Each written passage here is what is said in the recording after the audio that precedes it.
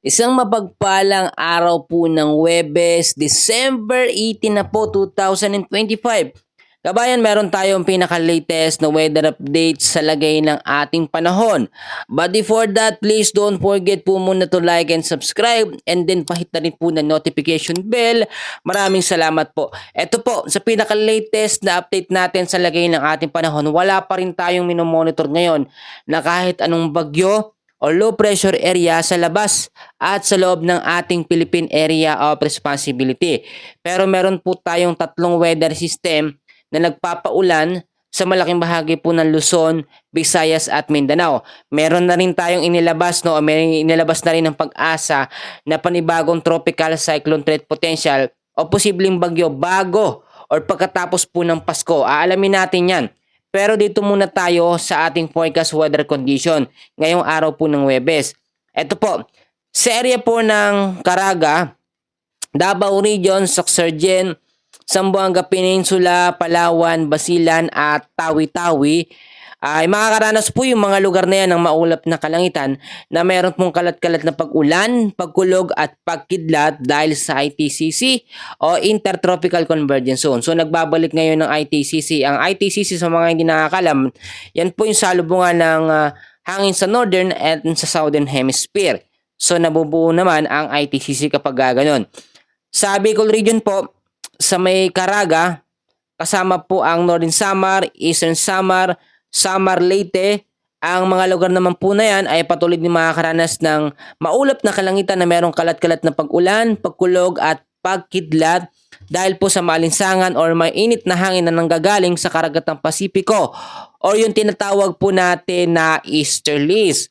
So pag may easterlies, may mga tsansa din ng mga localized thunderstorms. Dapat maging alerto tayo dyan. So eto, wala tayong bagyo ha, baka sabihin nyo may bagyo po tayo. Sa area pa rin ng Cagayan Valley, Apayao, Kalinga, Mountain Province, Ifugao, Aurora at Quezon, malalamig yung mga lugar na yan. Yan ang mga lugar naman na yan ay patuloy din makakaranas ng cloudy skies with light rains, lalo na po sa hapon. Dahil po yan sa amihan o tinatawag din natin na northeast monsoon. So may mga impact yan kung sakaling magkaroon tayo ng moderate to heavy rains sa mga oras, may chance pa rin ng pagbaba sa mababang lugar at landslide po sa mga landslide prone area. Ang amihan naman, mahinang mga ulan lamang yan, medyo more on mas mga ambon-ambon lang.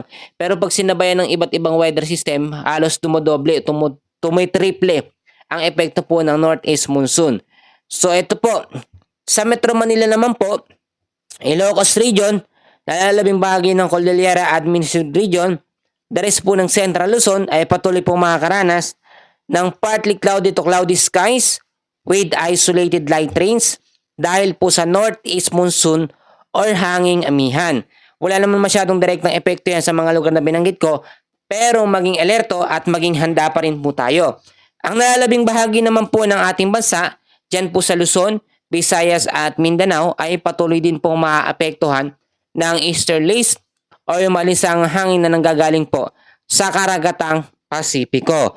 So dito na po tayo sa sinasabi ko na tropical cyclone threat potential na inilabas po ng Pag-asa.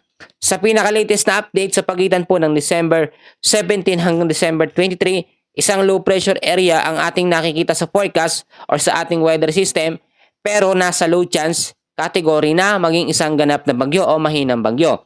Sa pagitan naman po ng December 24 hanggang sa December 30, ito malapit na magbagong taon yan, ay meron tayong dalawang samahan ng panahon na nakikita, dalawang low pressure area, pero parehas naman po itong nasa low chance category na maging tropical depression. So yung nasa bandang side natin, kung makikita po ninyo, yung LPA na yan, ay nakikitang dumidirekta o lumalapit po o papalapit po o tatama po dito sa may Eastern Visayas at ilang bahagi ng Eastern Mindanao. So kapag yan ay naging bagyo, tatawagin po yan Bagyong Yasmin. So ang Bagyong Yasmin ang inaasahan pong magiging panghuling bagyo po bago po matapos ang taon ng 2025. And usually pag huling bagyo nagkakaroon talaga ng mga epekto o senaryo na minsan nagiging malakas. Pero dahil meron tayong weather system ngayon o advanced weather forecast system na ginagamit, nakikita agad natin kung magiging malakas.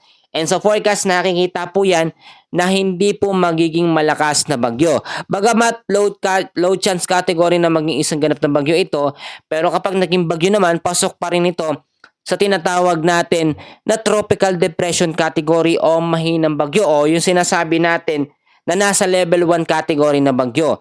Pero lagi ko sinasabi etong ating tropical cyclone threat potential, halos araw-araw po nagbabago yan. Pero kapag napansin nyo sa update natin at yun din ang naulit, no, hindi masyadong nagbago ang direction o galaw nito, consistent o yung tinatawag natin na stationary ang kilos po ng sama ng panahon o LPA na yan na nakikita sa advanced weather forecast natin. Pag tinatawag na stationary, yung halos hindi po gumagalaw. Kaya may mga chance pa rin magbago yan. Pwedeng maging high chance, pwedeng maging medium chance na maging tropical depression. Imo-monitor natin yan bawat update.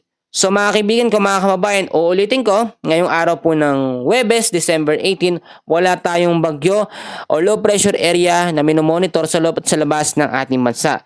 Yan lang po muna ang update natin sa ngayon. Maraming salamat po at God bless po sa inyong lahat.